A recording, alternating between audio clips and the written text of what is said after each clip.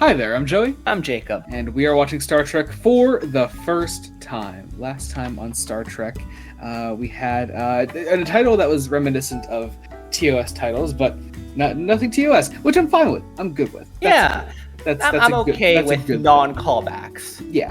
However, if memory serves correctly, we did have some changes to the ship structure. A little bit. But yeah, it wasn't my favorite, but it was okay, I guess.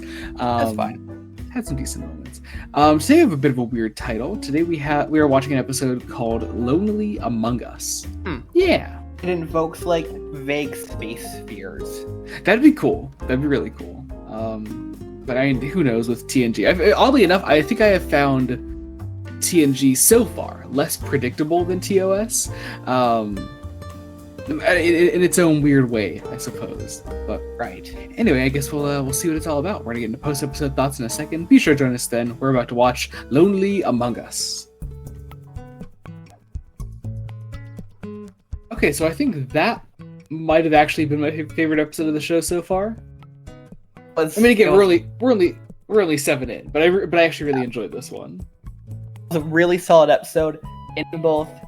It was a genuinely solid episode, and it had some really funny moments. Yeah, a lot of funny moments actually. I think honestly that was part of the charm of this one for me, was that it was like wasn't afraid to just kind of be a bit more out there. Not that the other episodes haven't, but I think also, especially considering this one was written by DC Fontana, I think almost had a TOS-like charm to it, while not trying to be like an old plot that TOS already did, you know? Like the previous episode she wrote for this show. I think she also co-wrote Encounter at Farpoint, but that also was Gene Roddenberry, so... Exactly. Yeah. But this episode, a lot of fun, a lot of very interesting ideas also on display. First off, so the Delia plot really had nothing to do with any of it, which I really love.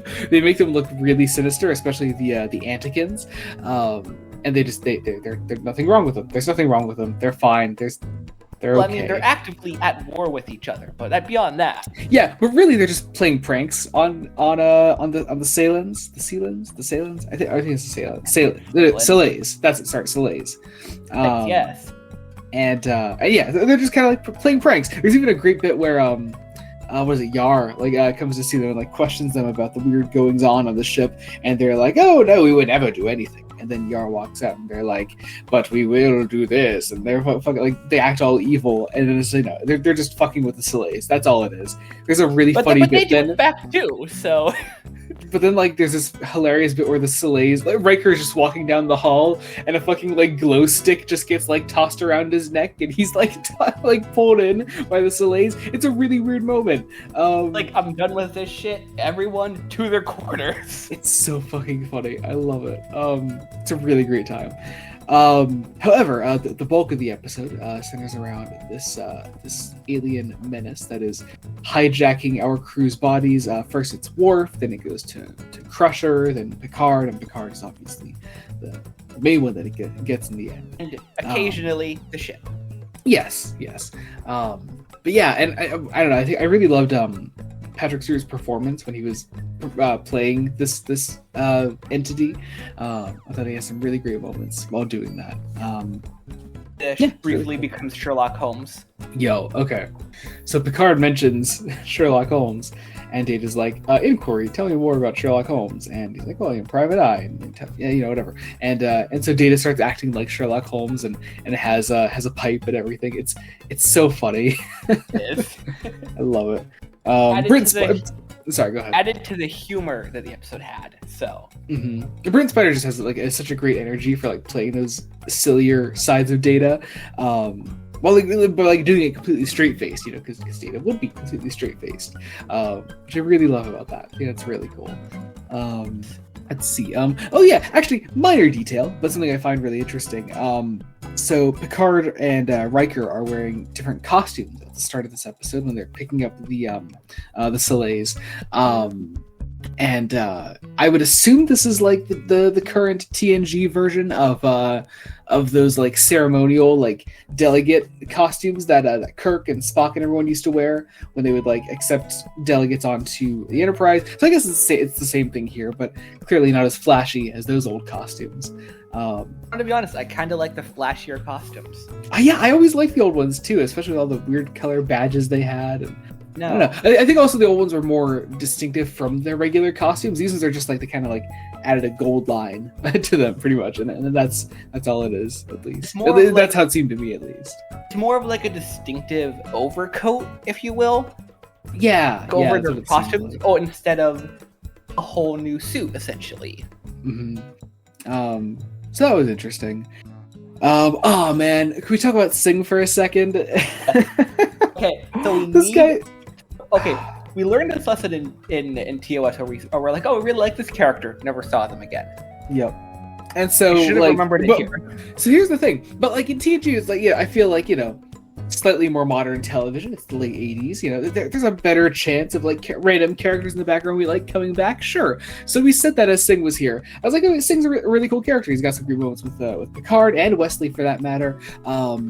And he shows up, and then he fucking dies.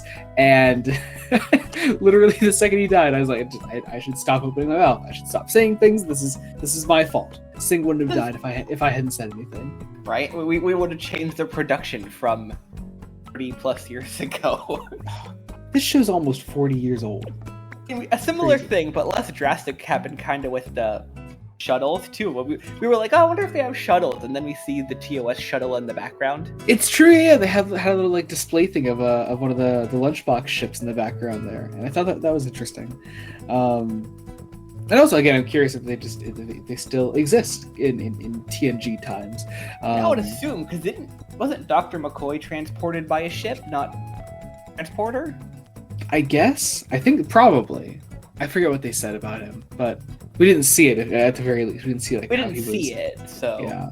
So that's interesting. Also, Dr. Crusher was wearing a Snuggie at one point, and we made the exact same joke at the exact same time. We did.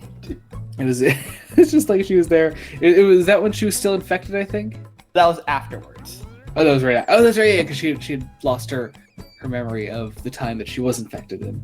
But yeah, she was just like sitting there in a Snuggie, and Wesley comes to see her, and we were like, "Hey, she's wearing a Snuggie," and we said, and it was just funny because again, also we're recording remotely, and so like there's a slight delay, so like we clearly said the joke at the same time. Yeah, it was funny. There's some really great atmospheric music in this as well, which I really enjoyed. I thought that was yes, the music was really on point this episode. Yeah, especially good. Yeah. But anyway, I think that about does it.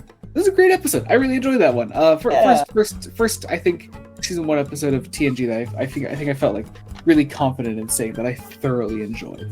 It hits all the right kind of notes a good Star Trek episode should really hit. Yeah, bit of a rushed ending, but otherwise I enjoyed it. So yeah. All right, I guess that about does it. Thanks so much for watching. Be sure to join us next time when we continue Star Trek: The Next Generation. Until then, this has been Joey Morgan. Jacob. Goodbye.